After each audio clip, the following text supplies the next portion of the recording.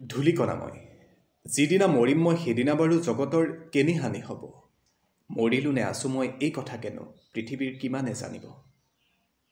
সকলোৰে মুখে মুখে থকা এই কবিতা ফাঁকিৰ কবি হৈছে চন্দ্ৰধৰ বৰুৱা আহকচোন আজি আমি তেখেতৰ বিষয়ে অলপমান জানিবলৈ চেষ্টা কৰোঁ জোনাকী যুগৰ কবি নাট্যকাৰ গীতিকাৰ চন্দ্ৰধৰ বৰুৱাৰ জন্ম হয় 1874 চনৰ 15 অক্টোবৰ তাৰিখে জন্ম হৈছিল দেৰগাঁৱত 1930 চনত অসমৰ প্ৰতিনিধি ৰূপে ইংলেণ্ডত অনুষ্ঠিত ঘূৰণীয়া মেচ মেলত যোগদান কৰিছিল এই কথাটো প্ৰশ্নৰূপে অসম চৰকাৰৰ যিকোনো পৰীক্ষাত অহা দেখা যায় আশা ৰাখিছোঁ আপোনালোকে এই কথাটো মনত ৰাখিব যে 1930 চনত অসমৰ প্ৰতিনিধি ৰূপে ইংলেণ্ডত অনুষ্ঠিত হোৱা ঘূৰণীয়া মেচ মেলত তেখেতে যোগদান কৰিছিল 1918 চনৰ অসম সাহিত্য সভাৰ যিখন অধিৱেশন হৈছিল গোৱালপাৰাত সেই অধিৱেশনত তেওঁ সভাপতিত্ব কৰিছিল মনত ৰাখিবলগীয়া কথাটো হ'ল যে এয়া আছিল অসম সাহিত্য সভাৰ দ্বিতীয়খন অধিৱেশন আমি জানো যে অসম সাহিত্য সভাৰ প্ৰথমখন অধিৱেশন হৈছিল 1917 চনত আৰু ক'ত হৈছিল এই কথা আপোনালোকে কমেন্ট বক্সত জনাবচোন 1926 চনত অসম সাহিত্য সভাৰ পত্ৰিকাৰ প্ৰতিষ্ঠাপক সম্পাদক আছিল তেখেত 1929 চনত সাহিত্য ৰত্ন উপাধি লাভ কৰে আৰু এই উপাধি প্ৰদান কৰে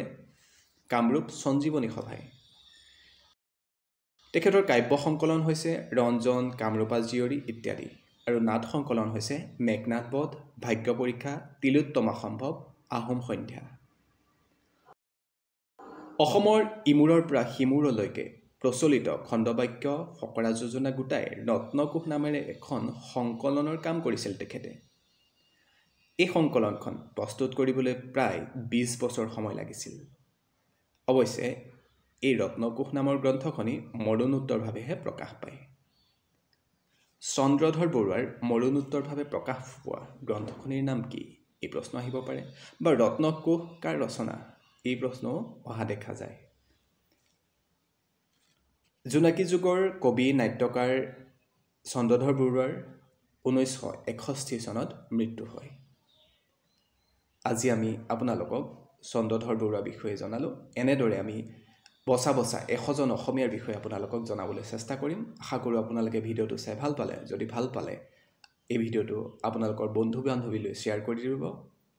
আৰু আমাৰ চেনেলটো সাবস্ক্ৰাইব কৰি দিব